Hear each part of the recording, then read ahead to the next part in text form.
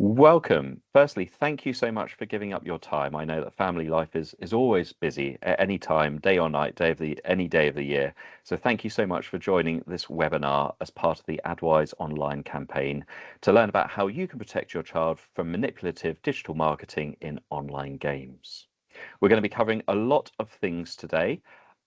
For the benefit of those people who can't join us live for this session, we are going to be recording this webinar, so you will notice that your microphones and your cameras have been switched off. However, please do feel free to interact with us in the chat. I see a few people have already said hello in there already, which is fantastic. Thanks for that. Please do feel free to use the chat to leave comments and to ask questions. My colleagues will be keeping an eye on it, as well as me. I do have a two-screen setup, so I can see your comments coming in while I'm presenting, and we'll try and take any questions as we get to them throughout the course of the session. So please do feel free to converse and interact with us in the chat. So yes, as I mentioned, we are being recorded. You can use the chat, and a recording of this webinar will be available on the Better Internet for Kids platform. More on what that is later if you've never used it before. My name is Gareth Court. I am part of the digital citizenship team at European Schoolnet. We are coordinating the AdWiseOnline campaign, and really delighted to be able to talk to you today about digital manipulative marketing, what it is, how it works, how it can affect your child, but also really importantly, what you can do with your child and as a family to spot and avoid and manage these risks as well. So loads and loads of information will be presented throughout the course of these slides. There are going to be quite a few links to other resources and sources of information that you may find useful. And as we go through, we will be popping links into the chat for you to be able to find those resources afterwards more easily. There is also a quiz that you can take part in just a few moments.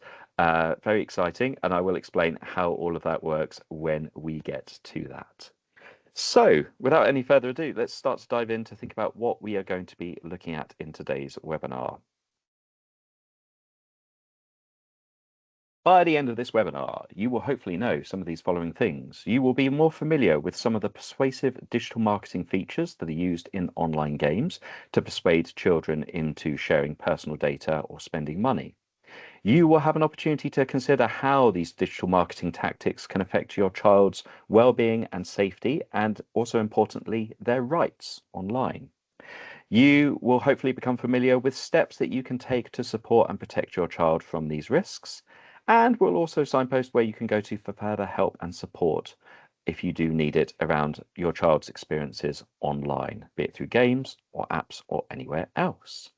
Before we dive into the main subject of this webinar, though, just a quick nod and a shout out to our Better Internet for Kids platform. This may be a site that you've used before in the past. It may be something that's brand new to you. What has changed recently, though, is that it has had a bit of a facelift. It's been refreshed in design, but also it has been relaunched on a new URL, a new website address. So it used to be betterinternet4kids.eu, and it's now over here at better-internet-for-kids.europa.eu. Not quite as easy to say, but it does bring it into line with other official European Union websites. And it does mean it's much easier now on the new website to find information and search for things. And I'm just going to quickly highlight and draw your attention to a couple of things on the site that you may find really, really useful. One of those is a learning corner that we have for you as a parent or caregiver. There's also a learning corner for teachers and educators, and there is a learning corner in development for children and young people. But the parent and caregiver learning corner gives you lots of useful information and advice.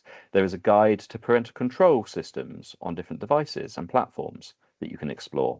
There is a guide on how to talk to your child about online safety, how to start conversations around their digital experiences and how to support them.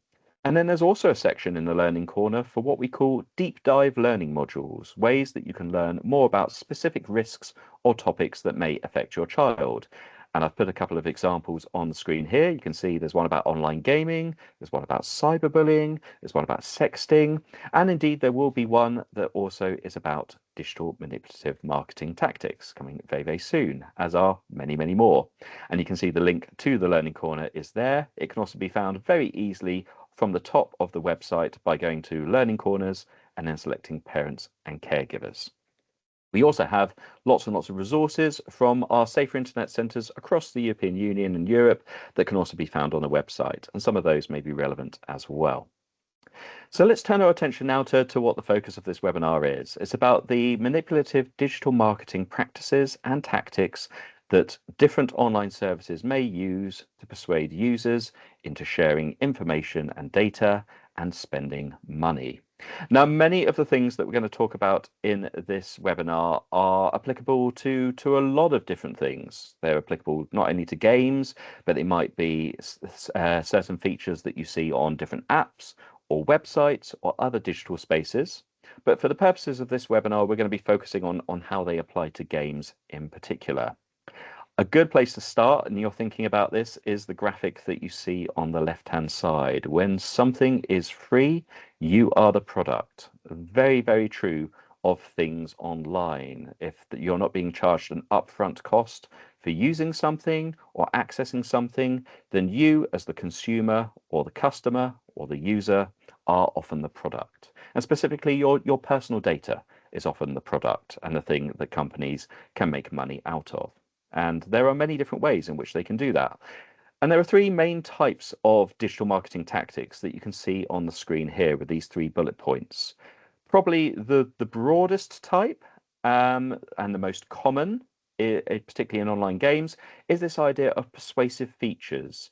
Things that are included in the game are part of the game that encourage children to spend money and buy in-game items. So that could be new characters. It could be what are called skins, so a different outfit for a character in a particular game.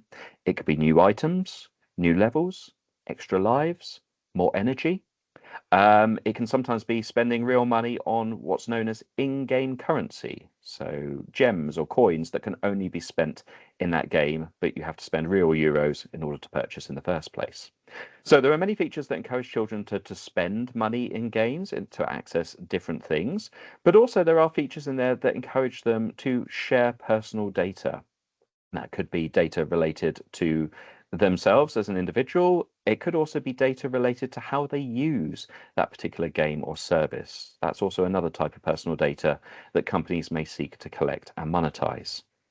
Another type that's really important and sometimes a little bit trickier to spot is this whole idea of subscription traps, ways in which children are persuaded into paying money and then actually entering into a paid subscription that involves a payment that recurs, that comes along each and every month. You're paying the same amount of money until you choose to cancel.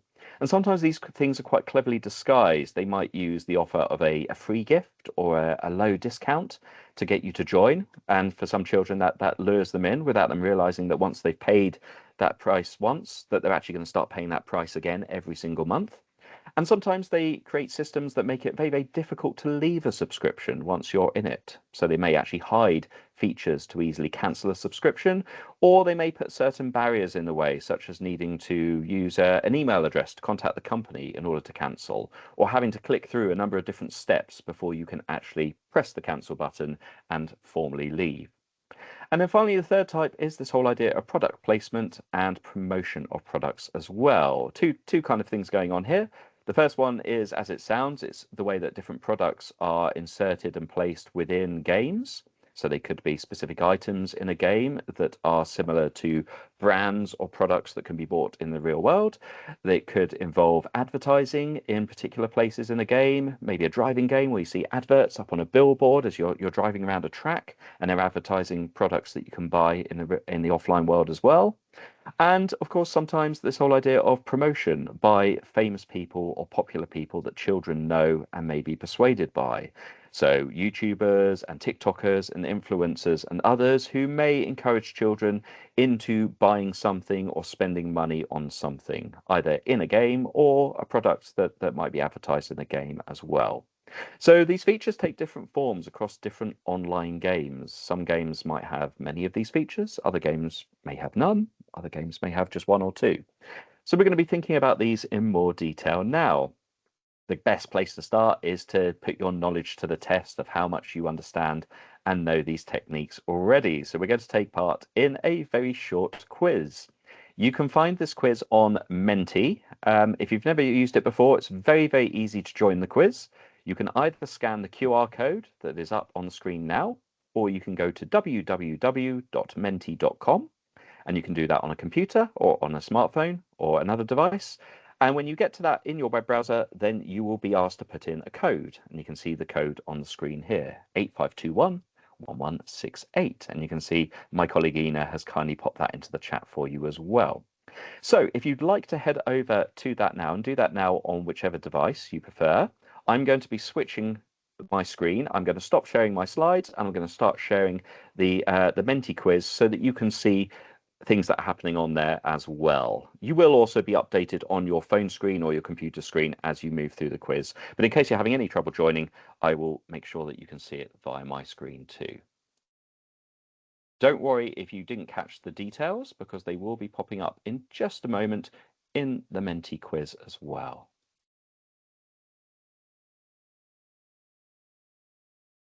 Fantastic. So hopefully you can now see my quiz. If one of my colleagues could just give me a thumbs up just to let me know that they can see it as well, so that we're all on the same page, that'd be great. Yes, we can see it, Gareth. Fantastic. Thank you, Ina. So if you didn't quite catch the details in the chat or on my slides, they are also here on the quiz screen. You've got the web address and the code at the top and the QR code on the left.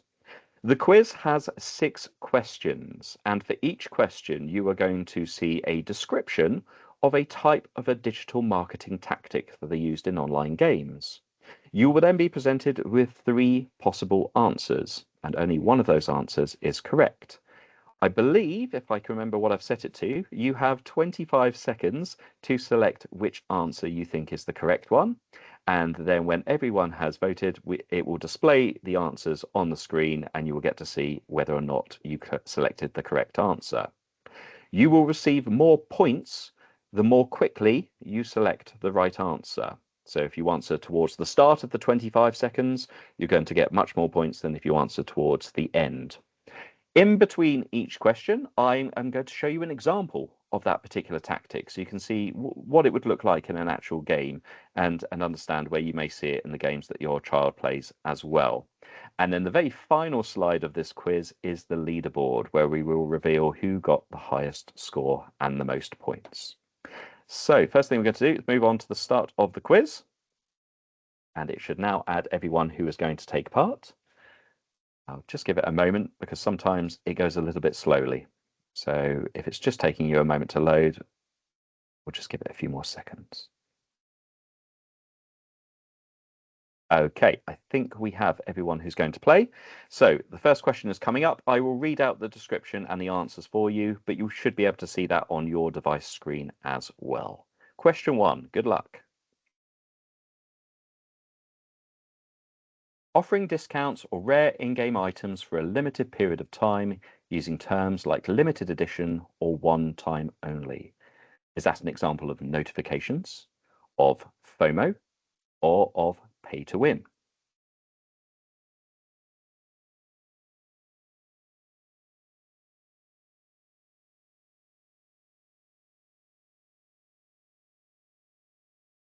Well done. Congratulations if you selected FOMO, which stands for fear of missing out.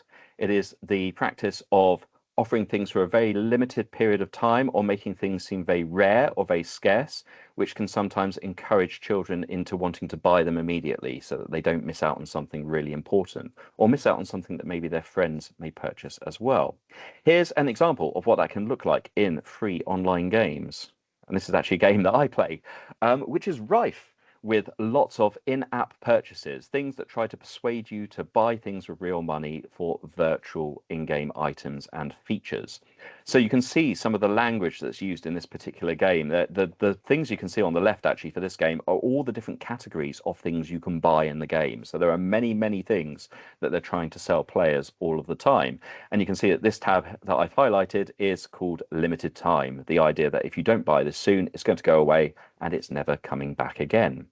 Now, the interesting thing with digital items is, of course, the company can choose to bring them back whenever they want. It's not a case of having to produce it in a factory where maybe you only make a limited amount and it costs a certain amount to do so. they're digital items. They can make as many copies of them to sell as they wish, but they sometimes make them more limited to try and increase the value or to put pressure on people to want to buy them more quickly. And you'll notice by the second one, sometimes they limit how many times you can purchase something as well, because scarcity or making something rarer makes some people want it more. And you can also see they've got other words they've used on this particular slide, things like great value or super discount or amazing deal. So they'll use some of those persuasive words and language. And on all of these, in this particular store, there is a timer that shows you how much time there is left to buy. And that can create a sense of fear of missing out as well. Children realizing that the time is almost out and they've got a very limited time in order to spend their money to buy something. All of these can be very, very persuasive. So that is fear of missing out.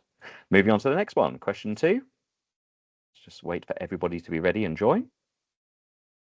Fantastic. I think that's everyone. Question 2. Using bright colors on buttons and game features to make them stand out more or draw your attention. Is that use of color and size? Is that an example of variable reward? Or is that an example of a battle pass?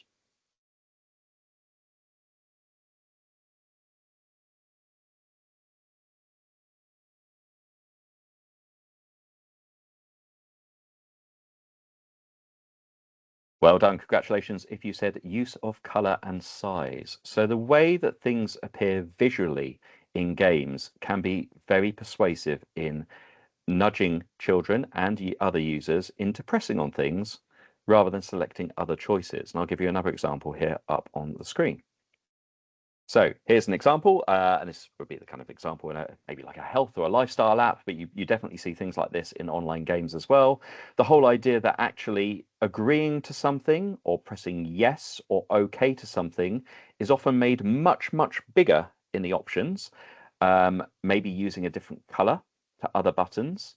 And the option to cancel or to say no or to decline is often made much, much smaller. And if you look on this example here, you can see the no thanks, which is the button you have to press to cancel this, is very, very small. It doesn't have anywhere near the size and the color and the prominence that the yes button does. Some companies are not quite so obvious as this. They will make all the buttons the same size, but they might make certain buttons different colors to draw your attention. And that can be very persuasive for children as well, because they may be tempted to press on green, because green often means go and means yes, as opposed to pressing on a button that is red. And they may not always realize that, of course, pressing on that button might mean that they're about to spend some money, or indeed, in some cases, that they're pressing on a button that may lead to them giving away more of their personal data through playing the game. May not recognize particular rules or terms and conditions that the site has, and they just press on the big green yes button in order to start playing. So those types of features can be very persuasive as well. Moving on to number 3.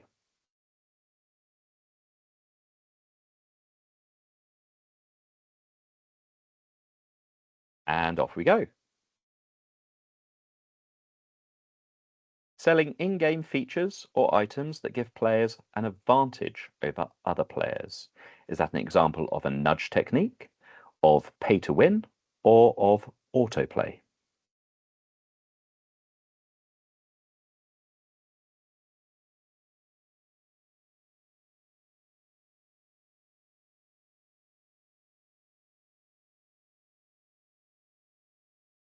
Well done. If you managed to answer in time and you said pay to win, that is indeed an example of where spending your real money in game can give you an advantage over other players in the game. So it's not a case of just buying something that is what we call cosmetic, that just changes the look of your character or the look of your car or your vehicle in the game.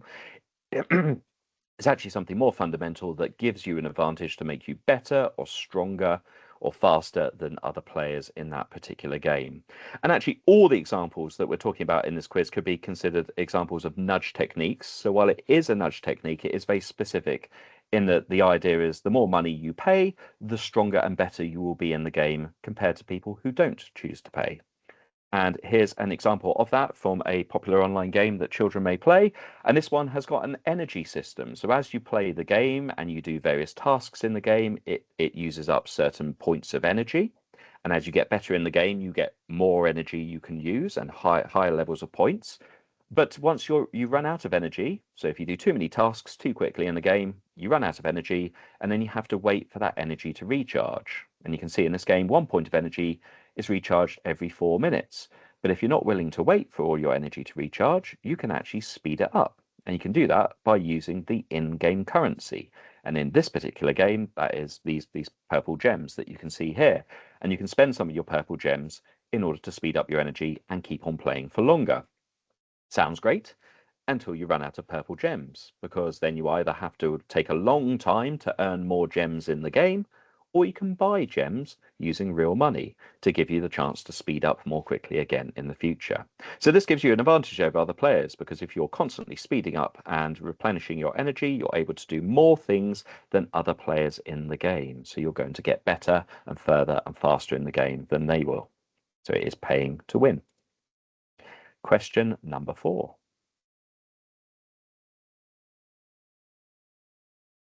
Off we go.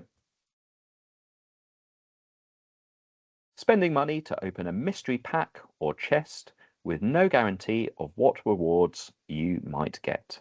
Is that an example of a nudge technique, of notifications, or of loot boxes?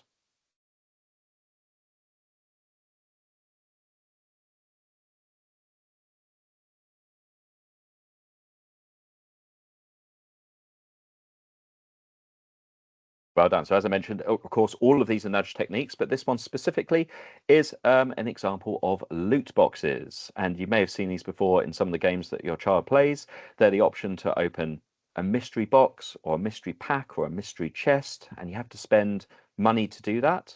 It could be the in-game money, it could be real money, but you don't know what you're going to receive. It sometimes gives you the odds. So it might say there's a 1% chance of receiving an ultra rare character or an ultra rare item, but you don't actually know what you're going to receive until you digitally open the chest and see what's inside. And games like FC 25, the football game that used to be known as FIFA, has things like this where you buy packs of players to build up your ultimate football team. And until you open the pack, you don't know which players you're going to get. Are you going to get a Pele or a Ronaldo, or are you going to get a player that's not quite as talented as those two? So it has an element of chance in it. And because it has an element of chance in it, a number of European countries have likened loot boxes to gambling. And in fact, some countries have even gone as far as banning loot boxes. So countries such as Belgium and a few other European countries have taken steps to actually ban loot box purchases if you're using games and apps in that country, because they believe that they are the same as gambling. And gambling is an activity that is restricted to 18 and over. Other countries have taken a different approach to this. What is important to understand is that you have to spend your money up front and you don't know what you're going to get. And just like actual forms of gambling, the odds are very much stacked against you. The chances of getting the ultra rare thing that you really want in the chest are very, very, very low. Here's an example of that. This is from a popular online multiplayer game. And sometimes they will try to nudge or encourage children to buy more loot boxes by making the pricing different across them. It's not a case that one loot box is $10 and then two loot boxes is 20 and three loot boxes are 30. Sometimes they'll offer discounts based on how many you buy. So the more you buy, the bigger the discount you get across all the boxes. But you can see from this screenshot of the game here that the prices here for this game are starting at 2 loot boxes for $32, going up to 24 loot boxes for $320. So the scope of the purchases you can make in some online games are huge. They might start as very low deals that maybe you could buy something for 99 cents. Sometimes they go up into the hundreds of euros, depending on what you might want to buy. So that can be very enticing for children as well. They may feel that actually have this belief that actually if they spend hundreds and hundreds of euros, they're definitely going to get that rare thing that they really want. The reality is that the odds of opening the box are the same, regardless of whether you open one or whether you open 100. You're still very unlikely to get those things. And so those are often used to encourage children as well. And you'll notice on this particular game, it has a bit of a disclaimer at the bottom. So it says that each loot box contains a combination of up to 4 cosmetic items and or in-game credits. So you're getting 4 things, and one or more of those things each time could be in-game money, which you might already have a lot of, and you have no idea what those cosmetic items are going to be. Are they going to be the really common things that you already have and you don't need, or are they going to be the really rare things? So it is very much a game of chance. Question 5.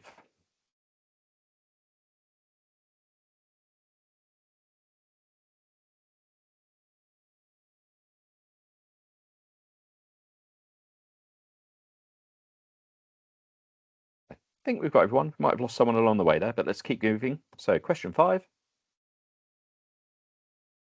Offering a special reward to convince a player to sign up to make regular payments with no easy way to cancel them.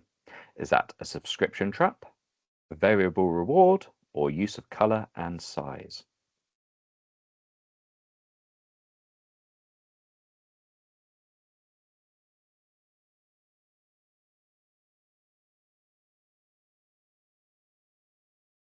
Well done. I think everyone got that right this time. Well done. That is an example of a subscription trap. And I spoke about those at the start of the webinar.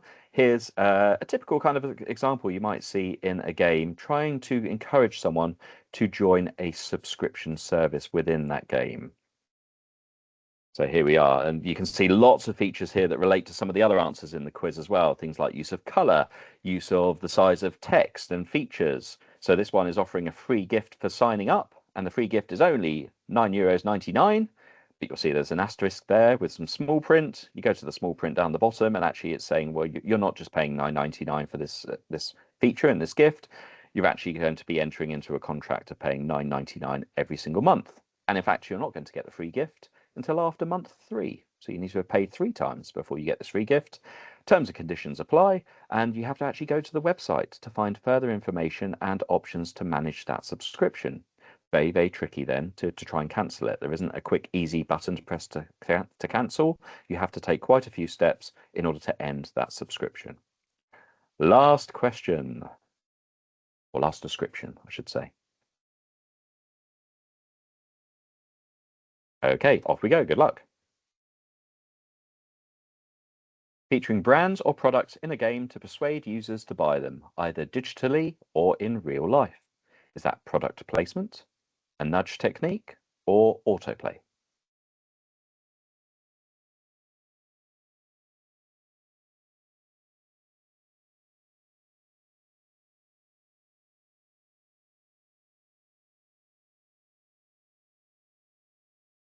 Well done. And again, it is definitely an example of a nudge technique. It can be very persuasive, but specifically for this one, it is product placement. Here's an example in an actual game. I've taken quite a bit of care so far not to mention any specific games, but I think for this example, it's worth mentioning a particular game, and you can see the name of it on the screenshot here as well, that is actually doing this, because it's not a hidden feature. It's quite obviously in your face. And I think it's useful to be aware that certain games are doing this. And Fortnite is a good example of this. Very recently introducing extra features and extra cosmetic items that you can buy in game. And one specifically is this whole idea of kicks, or in other words, footwear for the game. And you can see by the picture on the screen that they have struck a deal with Nike and with Air Jordan as brands in order to feature Nike branded trainers and footwear in the game that you can purchase to put on any of your characters when playing the game. And that is a classic example of product placement because, of course, not only are these things available in the digital world in Fortnite, they are, of course, available to buy in the offline real world as well. And brands like Nike and other types of footwear have very often had a very desirable air around them. The fact that children and young people want to buy things that are the latest brands, that are stylish, that their friends respect them wearing. And to introduce that kind of feature in the game can put pressure on a child to feel they need to buy those things in the game as well in order to look cool or to keep up with their friends and the things that their friends are buying too. All of those can put pressure on a child into spending money that maybe they wouldn't have spent otherwise. So that's a good example of just how things are moving, particularly games where you can customize a character and you can dress them in different ways. When it starts to introduce particular brands of footwear and clothing, then that can put more pressure on them to buy those things virtually, let alone owning those particular products and brands in the offline world as well. Congratulations, well done. You made it through to the end of the quiz. Let's see who our winner is.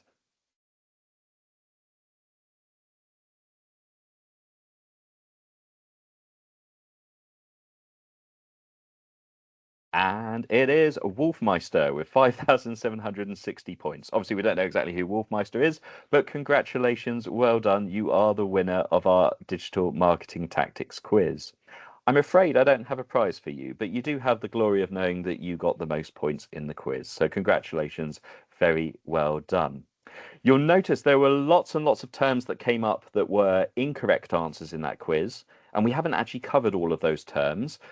Too many that we could cover in this quiz and indeed in this webinar, but I will point you towards the end of the webinar towards further information where you can find out and learn about those other persuasive tactics that we haven't had time to talk about today. Well done, everyone, for doing the quiz. Congratulations. I'm just going to stop sharing my screen and go back to my slide deck so we can continue our webinar. So bear with me just a moment.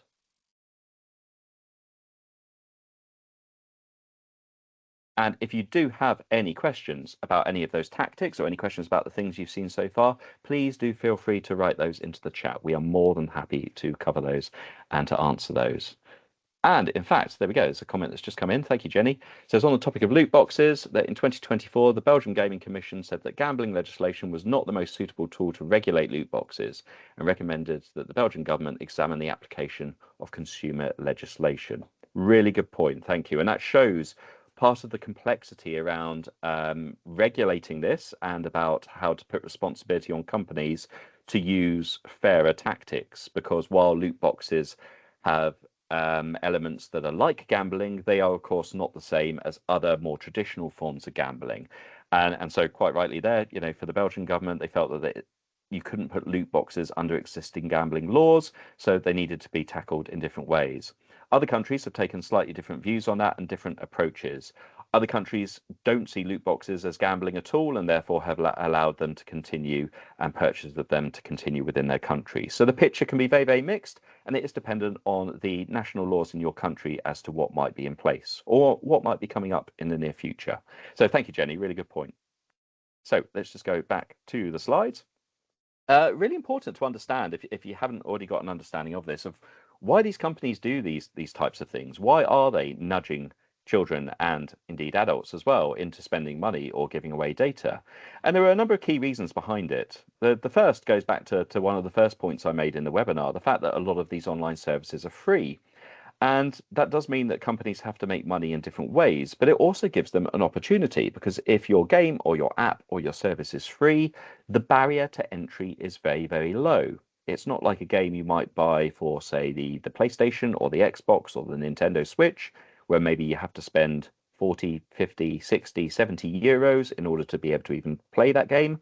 When we're talking about particularly mobile games that can be played on smartphones and tablets or in a web browser, they're free, which means anyone can play them. Anyone can pick them up and get started.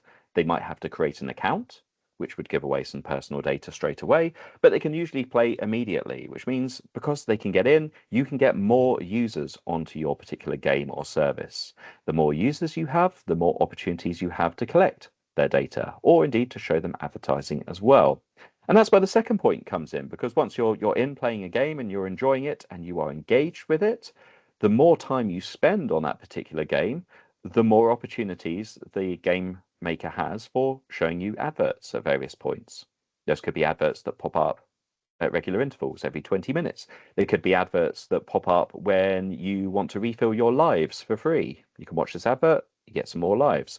They could be opportunities for them to collect particular personal data. They might put in like a random survey question about whether or not you're enjoying the game or what you think about certain things. They might ask you for demographic data to learn more about you as a user, or they might indeed be collecting data around the patterns of your behavior in the game. What type of times do you usually log on to the game? How long do you spend each time you're playing? How much money have you spent in the game? All of those kind of things. What country are you from? And which countries spend more money than others? And then the final thing is really important as well, and this is more of a human trait and maybe a weakness of us as human beings, is that we have this strong feeling to want to stick with things when we've put a lot of effort into them. And that's a natural thing in many cases. But when it comes to things like online games, if you've already put hundreds of hours into that game, you're probably going to stick with it for longer because you've already invested all of that time and effort. If you've already spent 100 euros in features or purchases in a game, you're probably going to stick with it for longer because you now feel that that game and that account in the game is worth at least €100. And that can sometimes compel users to spend more money, but also spend more time in the game moving forward. They don't just want to give it up and move on to a completely different game and act like that game never existed. They'll stick with it, even if they maybe don't play it as much as they did in the past. And that, again, offers opportunities for data collection and for future sales as well. And, just statistically, if you've purchased something once in a game, that's kind of broken the barrier. You're more likely to purchase something again in the future. And the game companies know that too. And there are a number of different ways that this can have an impact on your child. Now, of course, all children are different, and different children at different ages will experience things online differently. And depending on their experiences, their interests, the games they like to play, some of these risks may apply and will apply in different ways as well. The first one, I guess probably the most obvious one, because we're talking about spending money, is the risks to financial health and well-being. If your child has a limited amount of money available, or if they get pocket money from you on a regular basis, and they're spending all of that money on in-game purchases, because the game is persuading them to spend that money there, then of course they don't have any money for any other purchases they might need to make, either digitally or in the offline world. And that can lead to stresses, particularly if there's the potential for them to go into debt in some way, then that can be very distressing and can be a tricky hole to get themselves out of. For many children, it may be that they're spending their own money using a particular system. It could be a certain bank account or a certain prepayment card that you might have for them, depending on their age. But of course, if you're using a shared payment method as a family, which you can do on app stores like Google Play and Apple, then of course, if they know the details to that or the password to being able to okay a purchase and push it through, then they might start using your credit or debit card to make purchases. And if they're being persuaded into making very big purchases, like you saw with the loot box examples, that could lead to a very large credit card bill at the end of the month, which is, of course, going to affect your financial well-being as well. So something important to keep in mind is that being persuaded to spend more money than usual in a game can have an impact on your finances. It can potentially have a link to your physical health as well. So the evidence in this area is not very conclusive yet. There's still a lot of work to be done, but there are interesting studies that are coming out already that are suggesting that long-term or prolonged use of technology can lead to issues with eyesight, can lead to some people developing headaches. Mobile devices and the way that we hold a smartphone or a tablet can sometimes lead to issues with our neck and our posture in some people. So while these links aren't definitive, it's not a case that you do this and you will definitely get eye problems or eye strain or get neck problems. For some children and young people, that can be a potential risk. There is also some evidence that links things such as obesity and excessive snacking of unhealthy snacks to playing video games for a long time. The two are sometimes linked in some studies.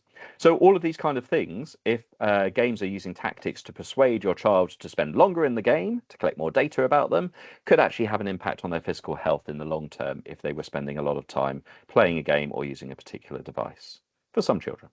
There are also potential risks to mental health and well-being. And again, the evidence in this area is very, very complicated. Some studies have found that long use of social media for some young people can lead to heightened anxiety or in rarer cases, depression. When it comes to games, there isn't quite the same kind of evidence, but of course there are potential risks to a child's well-being if they are seeing something in a game that is very distressing, that they didn't expect to see, if they are being subjected to very horrible behavior in the game, such as cyberbullying, or the witnessing or experiencing hate speech. Those types of things can pop up in multiplayer games where other people are playing and can chat to your child as well. And all of those can have an impact on their mental health and indeed their safety too. There are privacy risks. The fact that these companies are collecting data about the way that your child uses the game or about your child themselves can lead to some games actually profiling their users. And once they know how old they are and what they're doing, then they may seek to actually use that information to target them with specific adverts or specific purchases that they might want to buy in the future.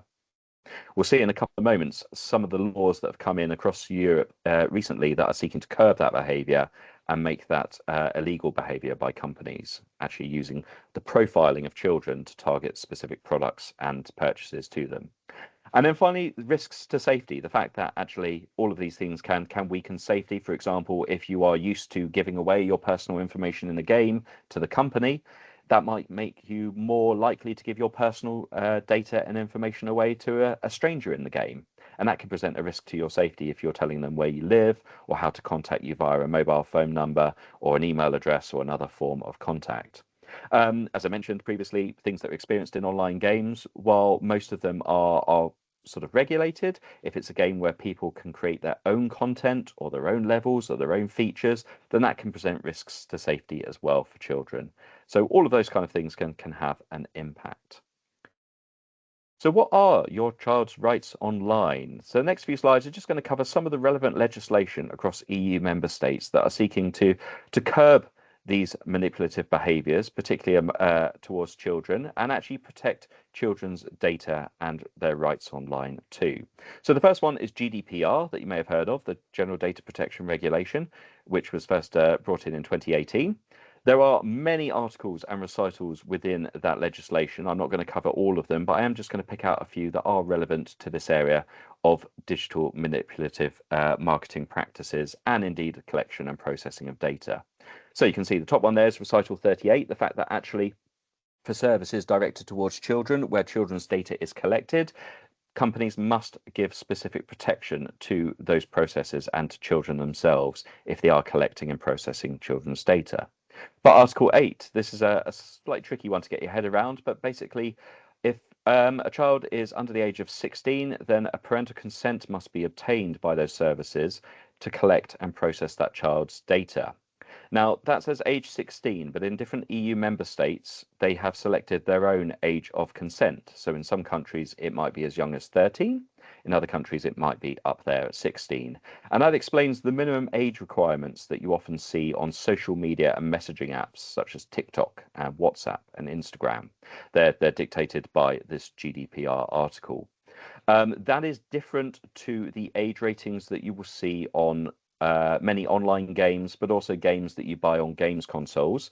You may be familiar with the PEGI rating system, which is the traffic light system that has the green, the amber, or the red box, and then the age requirement in it.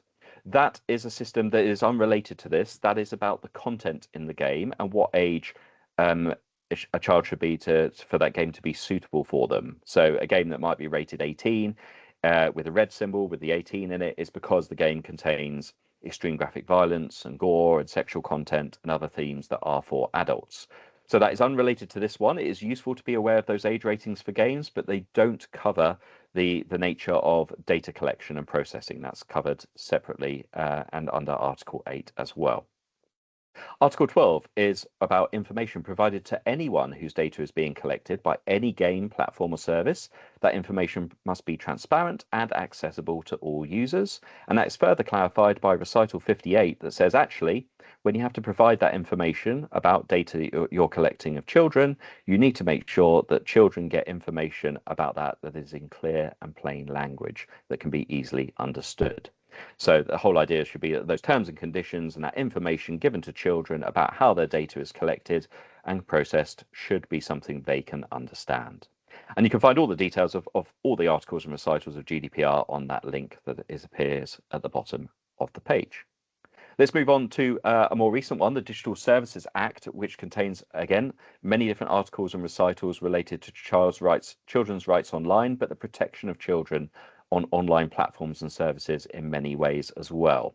A few more in this one, so this covers the next two slides. Recital 81 is about companies making sure that they consider if minors, so children on their services, understand how that service works. Do they understand payment models and other processes for collecting data and other things that may affect their health, their well-being, their privacy, and their safety. And then further to that, with recital 81 again and recital 83, is that they need to consider how the design features they use in their product or service can cause addiction. Now, again, a bit like mental health and the internet, addiction is a complicated area where research is still very much ongoing, but it does highlight that online companies, including games companies, need to think very carefully about whether or not the features they're using in the game are encouraging children to spend too long on that game or spend enough time that actually makes their use a problem or leads to their mental health or well-being being impacted. And recital 67 fits into that as well. This whole idea of dark patterns, these features in the game, these tactics that encourage competitive play to make you spend more money to pay to win, or encourage you to give away personal data in order to get a prize in return, or encourage you to buy in-game purchases in order to access more features. All of these are things that actually should be prohibited in those online services, as should be the difficulty in leaving a subscription. So if you've ever been part of an online subscription service on a game or an app, for some of them, they used to have very, very difficult exit procedures. You try to leave and press cancel, and then it gives you a discount offer and says, actually, if you stay for another month, the price is now going to be this. Instead of it being 20 euros, it's now €5 next month. Please stay. And if you press on that cancel button, they might put another barrier in place and ask you to reconsider. So sometimes these steps are all designed to stop you from leaving because actually you're being persuaded to stay at every step of the road. And those are definitely things that should be prohibited. Article 28 is about introducing appropriate measures to ensure a high level of privacy, safety and security for minors. The fact that children are on your service and young people are on your service, what are you doing to protect their privacy, safety and security? Are those measures effective and are they appropriate for the age and the experiences of the users on there? And Article 28 also highlights a really important one to be aware of, is that advertising that's shown on games and apps and other services cannot use the data profiling of children to show them products or services that they might be more interested in buying. Now, that doesn't mean that children won't see adverts on free apps and games. They're going to see adverts regardless, but those companies are not allowed to tailor those adverts based on the data that they've already collected about those children. So that can sometimes lessen the persuasion aspect because children don't feel they have to buy something because it's something that really appeals to them in those adverts. It means they're going to see boring adverts about things they don't want to buy, and that can't be avoided sometimes. That's the business model, but it means that those adverts are less persuasive. Article 14 is about the companies making extra effort to explain to children and young people on the services what they are agreeing to. So it fits back in with some of the things you saw about GDPR and about presenting information and terms and conditions in clear, accessible language. The next two ones are specifically related to what we call VLOPs and VLOs. It's hard to say that one. VLOPs are very large online platforms, so platforms that have a large number of users across Europe and very large online search engines, such as Google and Bing. And because those platforms are used by more people in Europe than smaller platforms, they have additional responsibilities to protect those users, and that includes protecting children as well. So Article 34 talks about the fact that they need to carry out regular risk assessments on the risks to users that may be present on the service, and that includes risks to children as well. It also brings into scope risks around physical and mental well-being. It brings in risks around the algorithmic systems that are used on that platform or that service. That might be something that recommends what you might like to watch next on something like YouTube or TikTok, or decides what someone is going to see or next on social media. And indeed, the advertising systems that are in place as well. How are those working and what risks do they present to children and young people? And then Article 35, again, sort of builds on from that one, talking about what they do to mitigate or limit those risks. So that could be making changes to their terms and conditions so that they are more fully understood, or so that they practice their business in a different way on these apps and games. Testing and adapting those algorithm and advertising systems to make sure that they aren't persuading or pushing people into disclosing personal data or into making purchases. And as you can see, the last point in this really key, the rights of the child must be protected. So you can find more information online on the European Rights of the Child. There's also the United Nations Convention on the Rights of the Child, fundamental rights that all children have, regardless of where they live in the world. And those rights also apply in the digital world as well. So these articles in the Digital Services Act all working together to try and make companies take that responsibility to ensure that they are protecting children's rights and their privacy and safety and well-being as well. And of course, games fall into scope on this too. That's rather complicated, and the Digital Services Act is indeed a complicated piece of legislation with many articles and recitals. If you want to learn more about it in a sort of easier, more friendly way for you and your child, you can explore it in one of the 24 language versions available from this link that's on the slides here as well. Good question here about any gaming platforms regarded as VLOPs. To my knowledge, currently no, but I do understand, of course, that the number of VLOPs are being expanded on and increased as we move forward in time. It is to do with the number of users or subscribers, and I don't actually know how many people in Europe use Steam as a platform.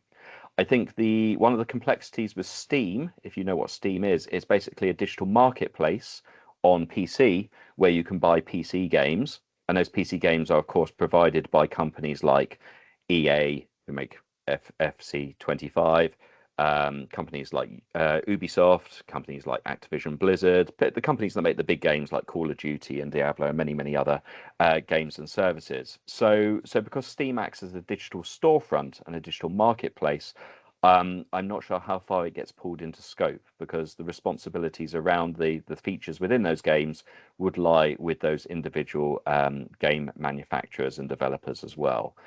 But I think there's potential, I think, for maybe some of those to come into scope in the future. But no, thank you. That's a really good question. So just a further thing on your child's rights online, because these rights apply to all consumers online. It's the Consumer Rights Directive, and you can find out more information on that on this website here. The rights that we all have as online consumers around our purchases, whether that is of digital products or physical products that we buy on the internet. It relates to things such as having a cooling off period, to guarantees and warranties around particular products that you may buy online.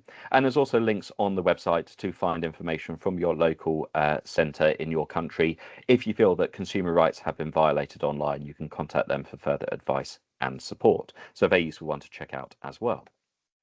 And really, it's also about helping our children. I'm just conscious of time, so let's keep moving forward. It's about helping our children to spot the risks that may be present here. What are these kind of digital marketing tactics that are used in the games that they like to play? And can they spot them? Can they identify them? Much in the way that you had a go in doing that quiz. So here are some of the things that can help with spotting those risks. Is it too good to be true? Is the game offering huge discounts on something, or offering an offer that just seems far too good to be a genuine offer, or to be something that they've been truthful about in terms of the cost and the pricing? One way of doing that is to actually think about the comparison. So how much does this cost in real money? It may cost 200 gems, or 300 in-game bucks, but what's that actually worth in euros? How do you do that price comparison to work out whether or not that's good value for money for you? It's not to say you can't purchase things in online games. It's a major market, and many people, both children and adult, do like to make those purchases. But it's about making sure that you are informed to make a purchase decision that is right for you.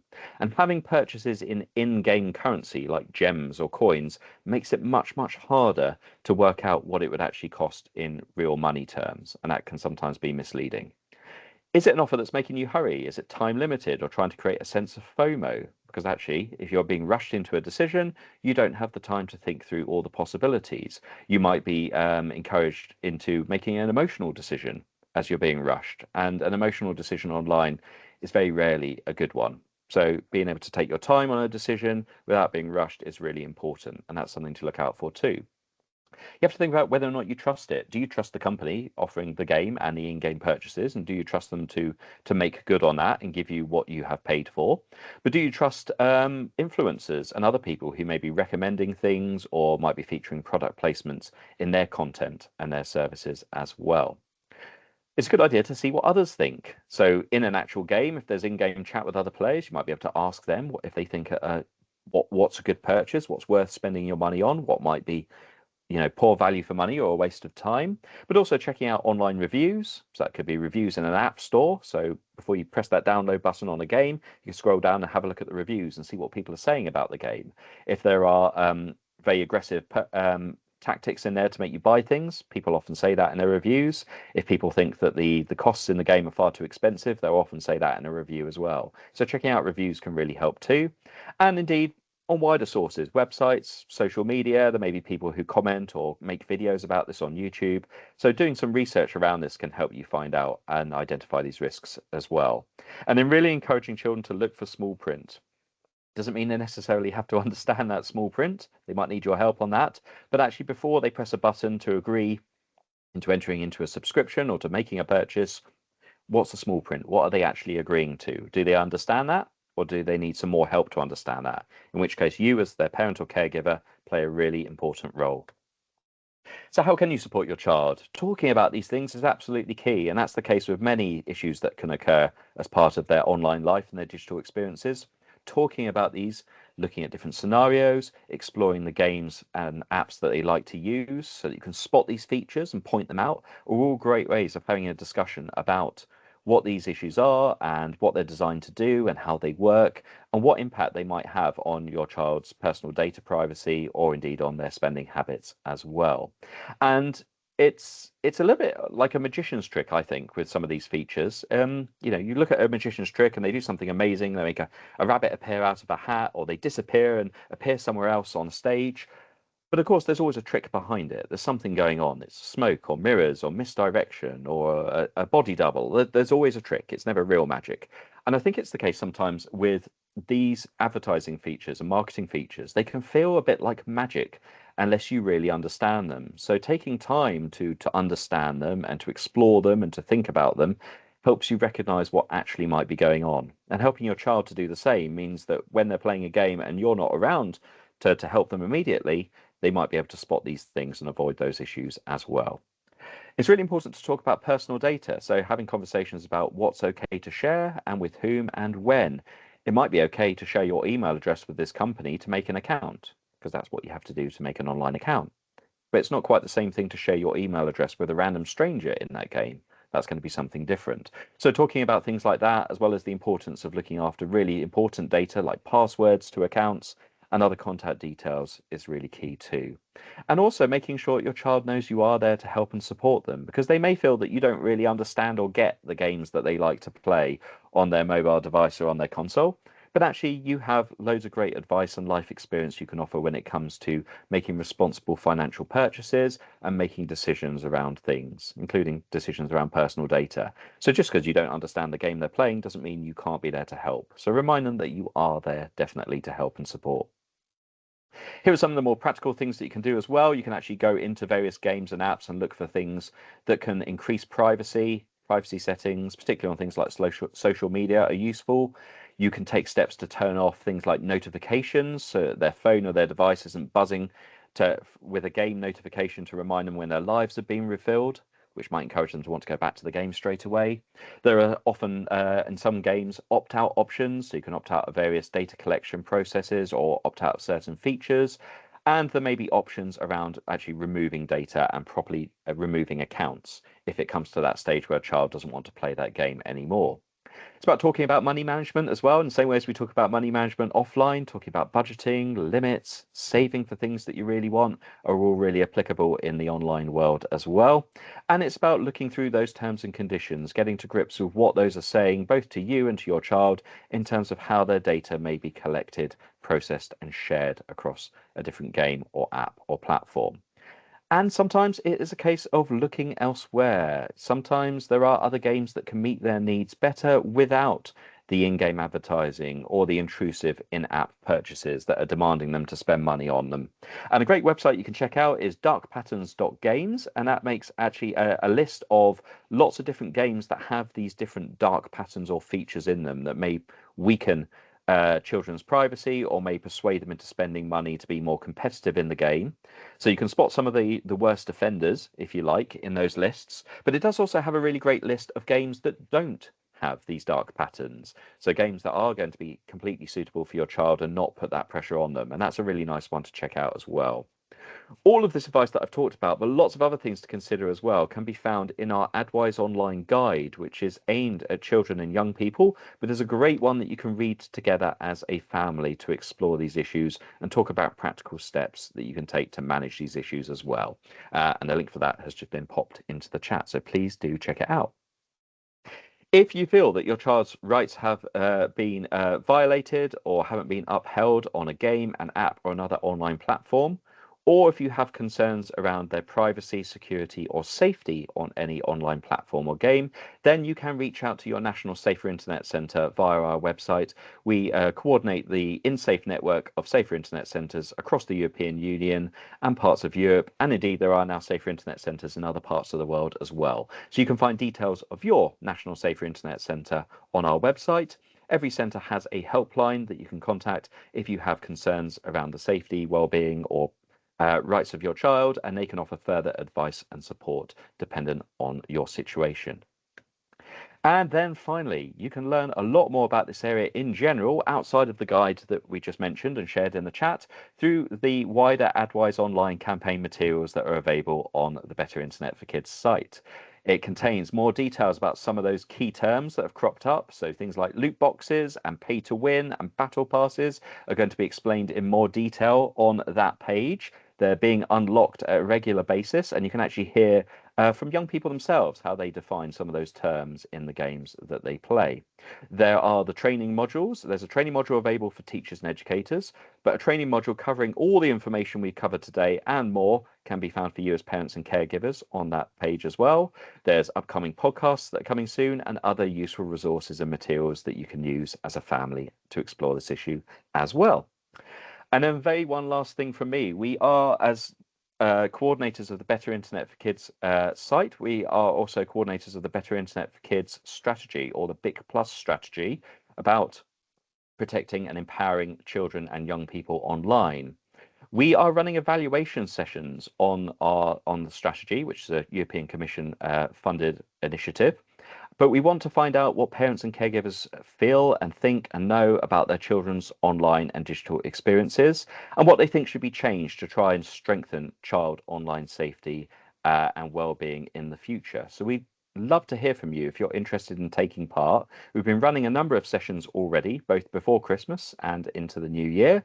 And we have 2 upcoming sessions that are available for parents and caregivers. The first is tomorrow evening from 5 p.m. to 6:30.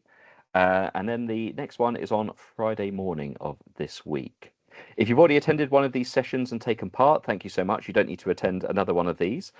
We've really valued your input. But if you are interested in taking part in a very small focus group to talk about these and talk through your ideas and experiences, we'd love to have you involved. And you can join that either by following the link, which I'm going to pop into the chat, or in fact, Ina already has, thank you, Ina, or you can scan the QR code that's on this slide as well, and that takes you through to the survey to register an interest. And we do hope to see some of you in the very near future. Other than that, that brings us to the end. Thank you for the comments and the questions that you've popped into the chat throughout. Those have been really useful and very well thought out questions. Thank you also for taking part in the quiz. I hope you found that useful too. And of course, as we mentioned, a recording of this webinar will be available on the Better Internet for Kids platform, and all the AdWise online campaign materials can give you further information in this area. But if you do want to reach out and contact us with any further questions or thoughts, then there is a link on the final slide here on how to do so. Please can I take this opportunity to give you a massive thank you again for your valuable time and your attendance of this webinar. I hope you found it useful, and I wish you a very pleasant evening. Thank you so much.